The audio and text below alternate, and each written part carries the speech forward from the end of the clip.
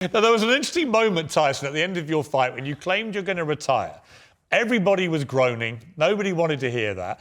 And your wife looked to me like she was saying, no, he's not. Something like that. She certainly gave an indication that she doesn't think you're ready to retire yet. Why would you retire? You walked out in front of nearly 100,000 people at Wembley going crazy. You're at the peak of your powers. You knock out this guy with a ruthless uppercut. There are still one or two massive fights left for you. The winner of the Joshua Usyk fight, obviously, would be a huge one. I don't think you're ready to retire, Tyson Fury. Give me the scoop. Are you going to now tell me right now, Piers Morgan, uncensored, that actually you've got more in you? Well, let me tell you something. Piers Morgan, uncensored. This is the truth, the gospel truth, nothing but the truth. I'm done. You know, every good dog has its day.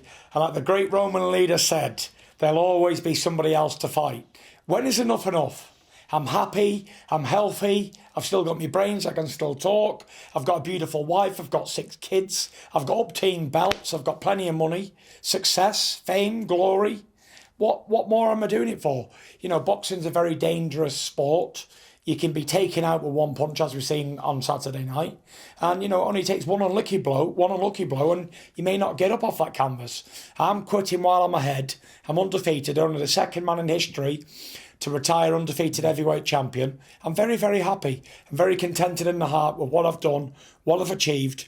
It's not about money for me, Piers. You know, a lot of people in this world, everything's about money and more money and more money. I've got enough money. I've got enough of everything I need. I'm a very simple man.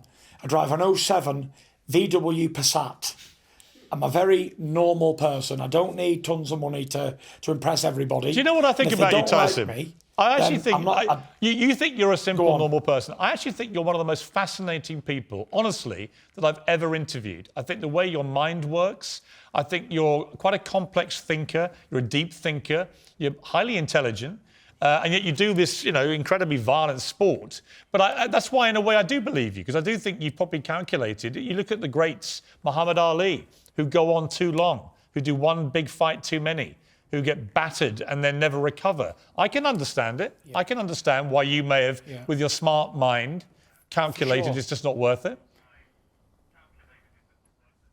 It's not worth it. You know, I've got family to raise. I've got kids. I've got 4 young kids to raise and 2 bit older ones. I've been away for the last 10 years on the road, all over the world, travelling for boxing. You know, when do I get time to be a father, a husband, a brother, a son? I need this personal time. You know, the fans will always want more. They're always baying for more blood. But at the end of the day, I don't have anything more to give. I've given everything I've got. I've been a professional 14 years and I've been boxing over 20 years. I'm all out. Every good dog has its day in the sun, and my time is to go out on a high. And I always said that I wanted to walk away on top of the sport and do it on my terms. And I didn't want to be the person who said, well, I should have maybe retired 2 years ago or whatever. I just wanted to walk out on top, go out with a bang, nearly 100,000 at Wembley with a knockout performance. They will not forget the Gypsy King in a hurry. And for sure, and no amount of material assets or money will make me come back out of retirement, because I'm very happy. I completely, you know what, Tyson? I completely respect you, and I get your argument for it. I wanted to ask you a question. When I did Celebrity Apprentice with Donald Trump, and I might ask you a question about Donald Trump in a moment, because I know you know him. But when I did it with Donald Trump, Lennox Lewis was in there with me.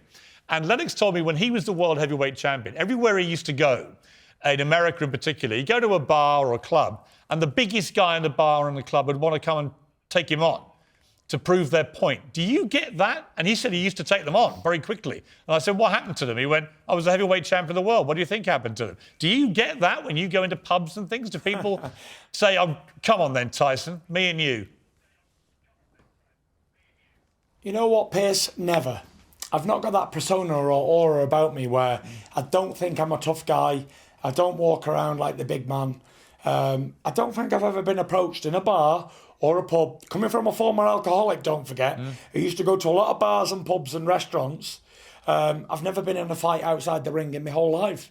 I've not got that persona of like, oh, come and take me on.